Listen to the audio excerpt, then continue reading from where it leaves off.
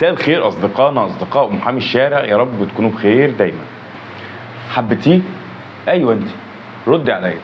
سمعك أغنية قلبي حبك أنت وسماك يا حبيبتي، سلمتي له نفسك؟ كتبت ورقة عرفي؟ سابك وباعك علشان ملوش أمان وخاين؟ تعالي بقى ركزي معايا علشان أقولك إزاي بيتم إثبات الزواج العرفي أو إثبات النسب. بص بقى يا بنت الناس، كيف يتم إثبات الزواج؟ يمكن إثبات الزواج إما بشهادة الشهود، أو أن يقر الطرف الذي أنكر الزواج به، أو أن يطلب من الطرف المنكر أن يؤدي اليمين إنه غير متزوج فيرفض تأديته.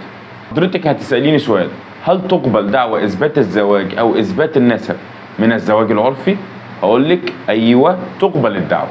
في حكم شهير لمحكمة النقض بيقول بأنه لا يشترط في إثبات عقد الزواج العرفي تقديم العقد ذاته، بل يكفي أن يثبت بالبينة وحصول المعاشرة الزوجية في ظله، باعتبار البينة الشرعية هي إحدى طرق الإثبات.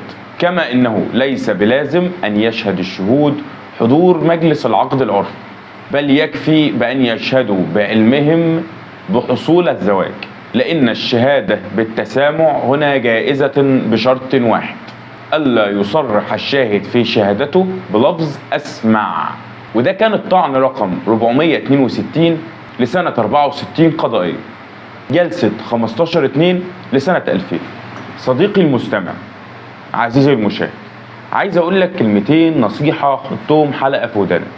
اوعى تتجوز لو انت معكش مصاريف الطلاق. تصبح على خير.